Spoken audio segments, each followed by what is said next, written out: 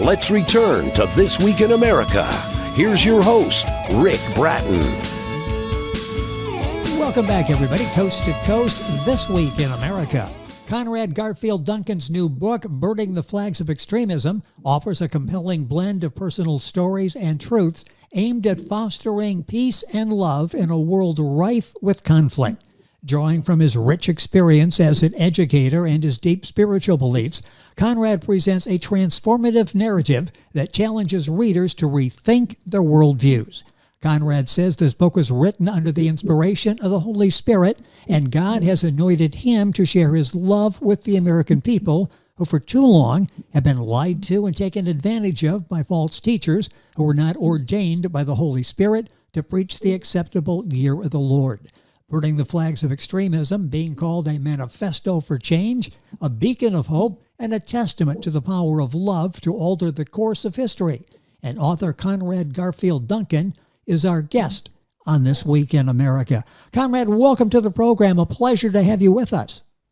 Thank you very much. Good morning. Good morning to you. I've been looking forward to this conversation, an important one, as I mentioned in the beginning, receiving rave reviews. The book is titled Burning the Flags of Extremism. Let's start with your background. Who were you before you wrote this book? I mentioned your rich experiences. Talk about the background that led you to write this book. Well, I'm a security professional by trade. I have been on several important details being a security officer. When Mercedes-Benz opened in Atlanta, I was one of the guys chosen to protect the governor and the mayor at the same time. At one time, I actually found a gun and a person who entered a federal building in Atlanta. And I was the officer that could reach him fast enough to take the gun off him. And so I've done that for several years. And I'm also an educator. I've worked in the Atlanta Sheriff's Department, worked in the courthouse, protected the sheriff and his property. And I've been doing this for a number of years. But most of my life, I spent being a mathematics and science teacher. I taught for 16 years in Jamaica for Cambridge University. And in the United States of America, I've taught in places like Texas, Georgia, and now I'm actually teaching public school in California. It's just an amazing and impressive background. Go ahead and finish up. I just needed to say how impressive that was, the varied background that you have in studying people, dealing with people, teaching people, understanding people. Finish a little bit more about your background. Yes. Well, I'm a Seventh-day Adventist Christian. I was born in the church. My father was born in the Seventh-day Adventist church. I got baptized in 1978. I was only 8 years of age, and Little Richard was our singing evangelist. You know, it is so rare to have a legend being a singing evangelist at your baptism. But that's what happened when a great preacher from California came to Jamaica to baptize hundreds of people. And I was only 8, and I responded to the call. And I'm still here so many years later. I want to say that I really love the Lord. I love the Lord. I love his words, his precepts. My entire life is built around the second coming of Jesus Christ. And this is a call, a clarion call to the American people. Prepare, because Jesus is at our doors. His coming is real, it is sure, and it is soon to take place. The book is entitled Burning the Flags of Extremism. The author, Conrad Garfield Duncan, our guest on the program. What does the title mean? What is the significance of Burning the Flags of Extremism? Now, flags are used traditionally to mark territories. People are going around marking territories. And I'm not talking geographical territories. I'm talking about souls. People are going around winning souls using different philosophies and arguments. People are spreading hate all over the world. And so what we are trying to do here is to take back all those souls from all those haters and extremists. Colossians 1 verse 16 to 17, it says, all things were created through him and for him. Everything on this planet belongs to God. Everything and everyone, all of us. And so we need to burn the flags of extremism, evil ideologies that spread hate and cause menace around the world. We need to take back the territories of the living God. And so this book is, an inspiration to those who are in the fight for the soul of the American people, the fight of the soul of the world that we live in, this planet that we live in. We are at a point where things cannot be any worse than they are. We see what's happening in the Ukraine, all that killing, the bloodlet. Yes. Okay, and all of that. And we are saying, let's take back this planet for Jesus Christ. That is one of the messages in the book Burning the Flags of Extremism by Conrad Garfield Duncan, been called the Apostle to the American People. The book is available wherever books are sold. Also, Conrad's website, and we have this on our website, a direct link is theghostwriter4.com. Information on Conrad, the book. You can order the book there as well. Tell me the main idea, the theme of the book. You touched on that, but it is so important and it is life-saving for so many people. What is the main message in your book? Love over hate. Luke 9, verse 49 to 55 is a very compelling story. The question is, what does Jesus say about extremism? Now, it was an occasion when the disciples decided to stop a man who was not of their group. He was preaching the gospel and he was casting out demons. And they came to Jesus and they said, Master, we stopped him. Jesus said, no, do not stop him, because who is not your enemy is your ally. The one that's not your enemy, he is your ally. Now, it was an occasion when Jesus was on his way to Jerusalem and the Samaritans did not receive him. James and John approached Jesus and said, Master, should we cause lightning and fire to come down from heaven to burn them up? Jesus said, no, this is not how we do business. You do not know what spirit you belong to. And that's a message to all extremists. You do not know what spirit you belong to.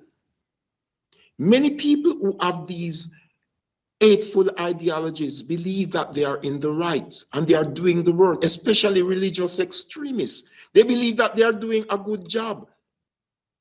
No, I want you to know that religious extremists are on both sides of the aisle. Some of them are Christians. Others are of different faith. Now, I can reflect on 9/11. What pushes these guys to do what they did, to cause so much destruction? I reflect also on Timothy McVeigh. Now, I understand why he was so angry, because of what happened to the Branch Davidians. But who pushed him to do what he did, to respond in such a way, killing, taking so many innocent lives? I wish someone was there to tell him, you do not know what spirit you belong to. Extremism pushes you to respond in a negative manner. Some extremists believe that they are doing the right thing when they respond negatively. But Jesus is saying, yes, earth has been done, but this is not the response that I would want you to do. I would want you to forgive, step on. And what Jesus did, he didn't bother about the Samaritans. He didn't cause lightning to come down to strike them. He went on to his mission in Jerusalem. And that's what many people who do hateful things, it's not that they are evil. It's not that they are so wicked. It's just that they are misguided. Yes. And so that's what I want to bring back in this book. The main idea that runs through this book is that we need to call men and women back to Jesus, calling them back to righteousness. You do that in a powerful way. The book is Burning the Flags of Extremism by Conrad Garfield Duncan, our guest on the program. His website is theghostwriter4.com. Book available wherever books are sold and links on our website. What would you say is the main goal of the book? I mentioned you talked about the messages. I said a very powerful message, very well delivered. What do you hope the takeaway is, the main goal of the book? When people finish reading Burning the Flags of Extremism, what do you hope the response is? To create an awareness that extremism could be born of good intentions. And that's a point. Remember Saul before he became the Apostle Paul. When he stoned Stephen to death, he thought that he was doing the right thing. He was ridding the world of idolaters. He was taking back the name of Jesus. He was protecting the kingdom of heaven. And so he went around killing people, until the day when Jesus met him face to face. He understood that all that he had believed before was wrong. So people who do these heinous acts, sometimes they believe, oh, I'm in the right. And a man who believes that he is in the right will take mountains and throw them into the sea, because he believes that the right is on his side. And then I talk about misguided people. And so Jesus had to meet Saul at first, and then he became the Apostle Paul. And he took the gospel to the ends of the world. He is my favorite apostle. Okay? His writings are still so powerful today. A misguided man that was turned around and shown the right way. And so this is my message to all these people who believe in extremism. You do not know what spirit you belong to. You bring up so many important points, and boy, the time is going by so quickly. I encourage you to pick up a copy of Burning the Flags of Extremism. You'll find the book at GothamBooksInc.com, Amazon, Barnes & Noble. Conrad's website is theghostwriter4.com. Can't remember all that? Just go to our website, thisweekinamerica.us. Hit the link that will take you directly to Conrad's website. With the background you have in education, the background you have in dealing with different people, different cultures, the background in security, what prompted you to write this book? Where did you get the idea? Why did you decide now is the time I need to write this book? Well, this book was written in 2010. Actually, when it was written during a time of great disturbance and chaos. Now, it was a meltdown. We went through a meltdown. And so what happened is that I got the idea from my ex-wife. Now, the Christmas before 2010, a little man traveling from Africa, okay, called Farouk.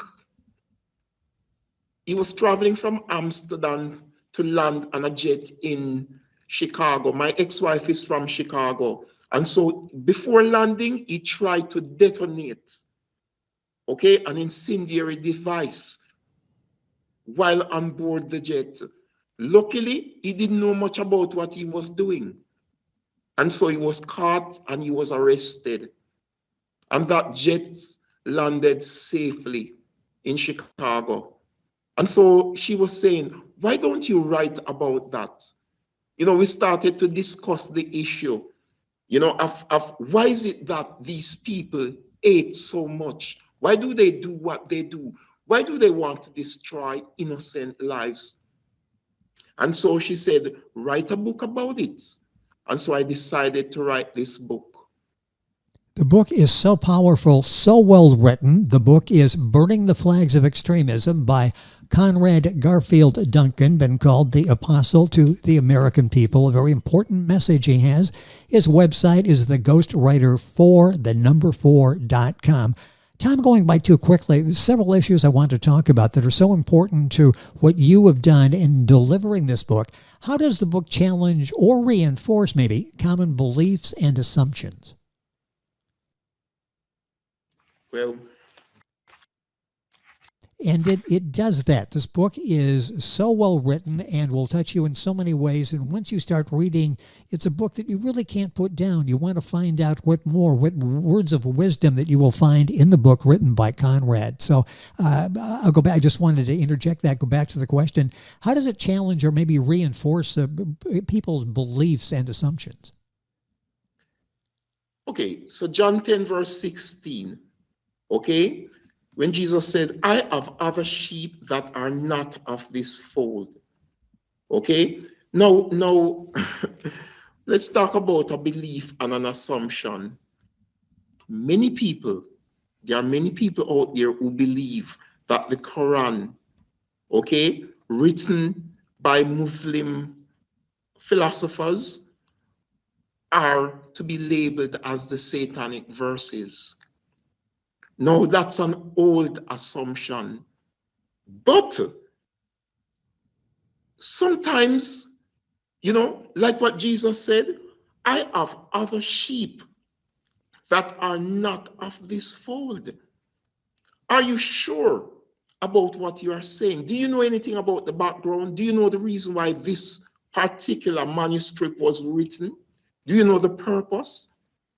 Do you realize that the Prophet Muhammad was actually ordained and called by God at a specific time in history? This is of great historical significance. Why did this happen? You must understand that nothing happens on earth without the permission of the Almighty. This person was called at a specific time in history in order to burn out idolatry out of the hearts of men, especially people living in the Middle East. You see, what happened is that the gospel went through the world, but the great church in Rome failed to convert the Middle East. Someone had to be called in order to change what was happening at the time. People were worshiping idols all over Palestine and its environments. And this guy, a Messianic Jew, was called in order to begin a movement in order to stop people from worshiping idols. And that's the theological significance of Islam itself. And Islam, of course, has its own problems. I believed in many ways that the doctrine has been skewed, okay, to suit certain people for certain selfish reasons.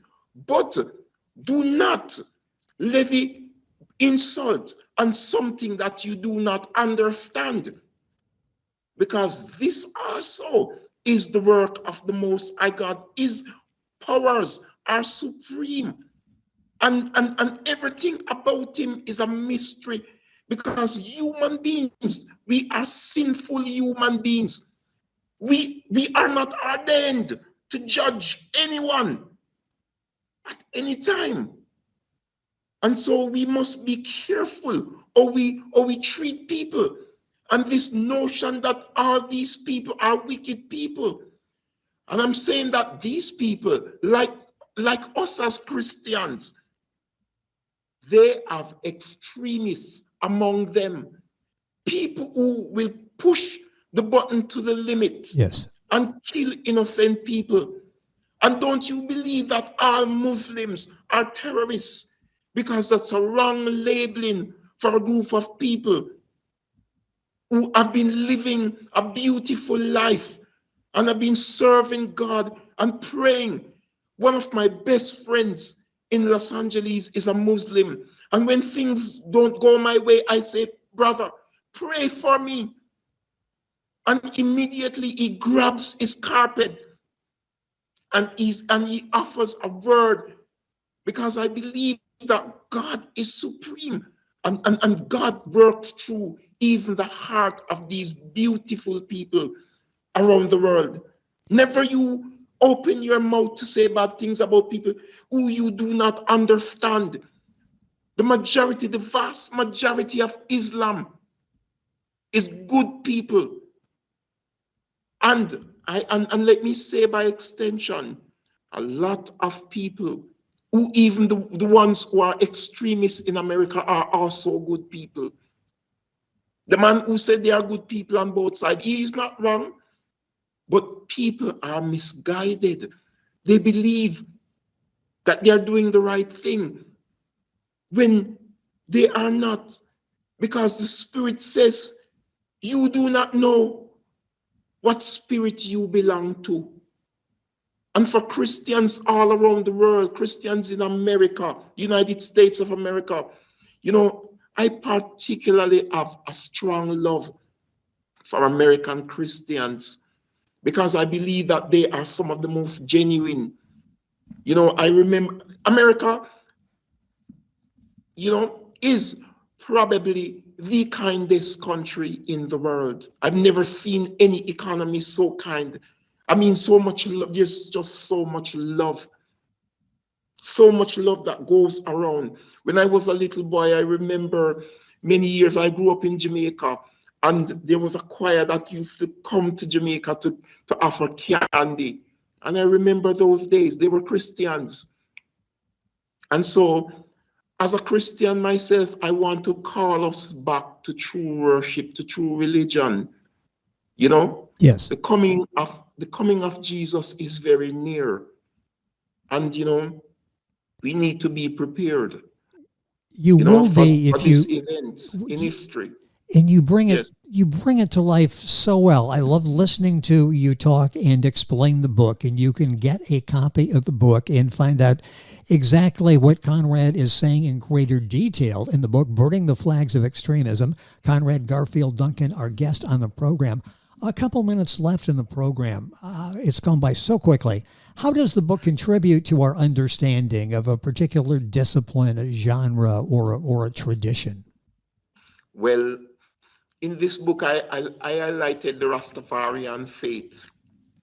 Now, let me give you a background about Rastafarianism, because in the 1960s, I think it was maybe 62, the Emperor Haile Selassie came to Jamaica. He visited Jamaica, and it was a lot of chaos at the airport. My mother was at the airport, not for the Rastas, but to meet the Emperor.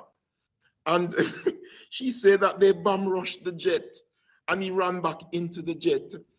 And so the Rastafarian faith comes from the need at that time in history for Black people to identify with something more than just a former slave. They wanted to identify with someone powerful. They say that he's a descendant of King Solomon, and so he has Jewish roots. And so people worship him as a god, and a lot of Rastafarians do. But the Rastafarian culture has been very strong in Jamaica for many years. I know that some of the positive happenings, especially the way in which it impacts the youth on the streets of Jamaica, is to push them in order to live cleaner. Okay, I do not, conform to this idea of smoking. I do not smoke or drink. Okay, but that's the only bad part of Rastafarianism. I like the fact that they do not put salt in their food. Okay, I like the fact that they like vegetarianism. There are certain things that traditional Rastas do not do. They try to live very pure, and they try to live by Bible precepts. Many people do not understand Rastafarianism. They see these dreadlocks and they believe that they are criminals, and they are drug dealers, and they sell marijuana all over the world. But there are a lot of positives in that Rastafarian faith. Growing up, my mother never liked them. In fact, the first day I heard about Bob Marley, Robert Nesta Marley, I went to his funeral by error because he died and they were preparing the body at a church on the street that I lived on. So I woke up and I saw millions of people, all kinds of people. I went out, I was like, what's happening? They say that the Rastaman died. I said, which Rastaman? The one that sings on TV. I said, what's his name? They said that his name is Bob Marley. No, at home I was not allowed in the 1970s to listen to reggae music. My mama would kill me if she saw me listening to reggae music, because a lot of Jamaicans have this thing that they don't trust Rastafari, the Rastafari faith. Today, people are a little bit more liberal. Okay, so we are coming, Rastafari, the faith is coming a long way. A lot of people don't know much about it. I remember that Rastafarianism in Jamaica, well, they started out very homophobic, which is very bad because Jamaica is a very homophobic society. Even as a child, I used to believe in it. But today, I'm a little bit more liberal because I believe that, not that I believe in homosexuality, but I believe in a man's choice, the man's right, in order to live whatever life he wants to live. And I want to underscore that because as an Adventist growing up in Jamaica, I believe the Seventh-day Adventist Church was not prepared for the 21st century. The Seventh-day Adventist Church was not prepared. I sincerely believe they were not prepared to deal with homosexuality inside the church. And so they try to cast it off like it doesn't exist. But I believe that the church as a whole needs to deal with this issue because there are members among us who are. And so what do? Do we cast them out? Okay, or do we invite them in and chat with them, welcome them, embrace them? And so I'm a different person than I used to be back in the days when I lived in Jamaica. Because I grew up, with a mother who was very religious. She was a beautiful woman, but some of the things that we used to believe in, the doctrine is changing. A lot is happening. It's a different time. It's the 21st century. And so it doesn't mean that we are to dig deeper into sin. But our purpose is to bring the world out of sin. And you do that so remarkably in the book, Burning the Flags of Extremism. Our guest is Conrad Garfield Duncan. I'll give you his website in a second. Just to finish up, what are you working on now? So many people say, boy, I hope he does a continuation of this. Are you thinking about that? Yes, I am. Yes, I am. Well, that would be good. And you get all the information on Conrad, and if a continuation of Burning the Flags of Extremism will be coming out. His website is very simple, theghostwriter4.com. The book is available at Amazon, Barnes & Noble, the usual places. I thank Gotham Books Incorporated for arranging our conversation on today's program with Conrad. And all this information on our website, thisweekinamerica.us. Conrad, the time has gone by way too quickly. Hopefully we can pick up the conversation and do this again. Thank you for joining us on the program. A fascinating conversation. Thank you. Thank you very much. It has been our pleasure. Conrad Garfield Duncan is the author of the book, Burning the Flags of Extremism. The book's available wherever books are sold. His website, ghostwriter4.com. the number 4, and you can like on by going to our website, thisweekinamerica.us. And we're back on today's program right after these messages. This Week in America is online. You can visit our website, thisweekinamerica.us. Scott Pinkerton, associate producer of This Week in America. Jay Anderson, segment producer. Ben Watson, webmaster. Otto Bechet, director of engineering and TV production. This Week in America produced and is a trademark of Blue Funk Broadcasting, LLC.